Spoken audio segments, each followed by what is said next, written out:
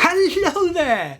It's great to be on your screen again. In this fun lesson, we'll be playing with watercolours and we'll be painting these beautiful fighting fish. So let's get into it. If you'd like to give this painting a go, you can find this image along with a full PDF lesson plan on our website. Start by shading the backside of the printout with a 6B pencil. For paper, I'll be using Montmartre 300 GSM cotton watercolour paper. This is sized on both sides and has internal sizing as well. Take the printout to the watercolour paper and retrace the line work on the printout with a HB pencil. Once the printout has been fully retraced, remove the printout and redraw in any areas if they are faint. I'm using the 36-piece watercolour paints for this painting. We won't be using all of the colours in this project though. Because the paints are in a tube, we'll need a watercolour palette. We'll also be using a Harkay goat hair brush, and our main brush will be a No. 2 traditional mop. For a work surface, we'll be using an A3 drawing board, and we begin by taping all four sides of the paper to the board. We can then add some paint onto our palette. Squeeze out some Payne's Grey and yellow ochre. The PDF has all the colours used, so let's start painting.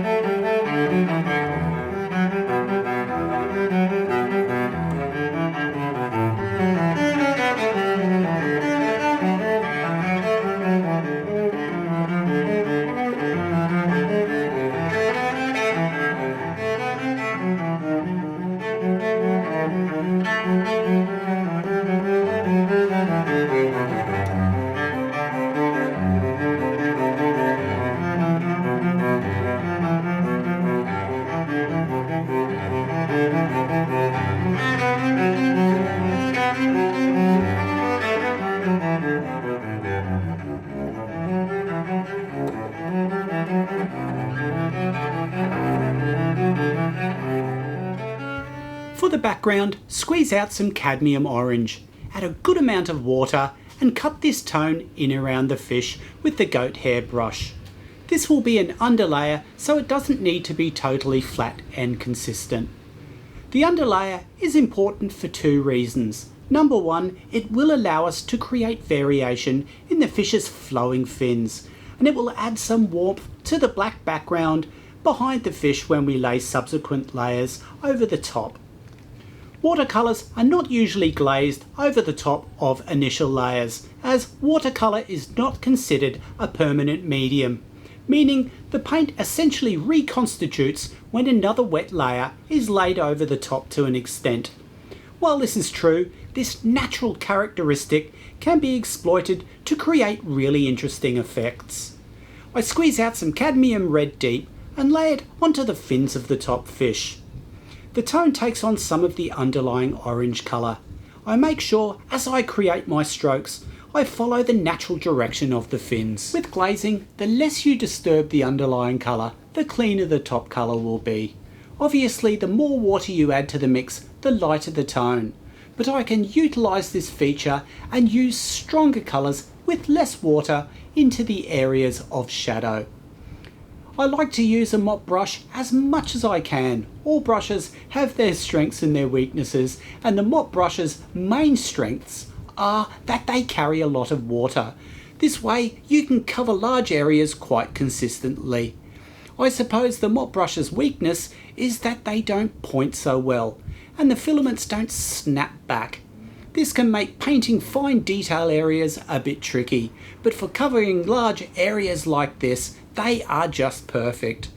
I add lots of water onto the edge of the fins here so that the underlying orange is reactivated and the red takes on a lighter orangey tone. While I'm applying the red, I add it into areas of the top fish. Adding this red helps tie the two fish together. A good trick is to lay in an area and then pat it with a paper towel. This brings the tone down a number of shades.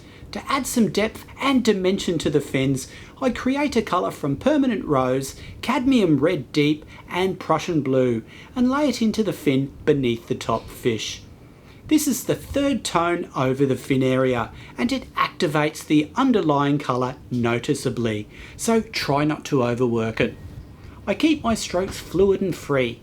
That's probably one of the most important things to bear in mind with watercolour, to try and be free with the strokes. Once the fins are all laid in and I'm happy with how they all look, I squeeze out some ivory black and cut in around the fish. I add enough water to the paint so that I can see some of that underlying orange come through. This adds an interesting complexity to the tone.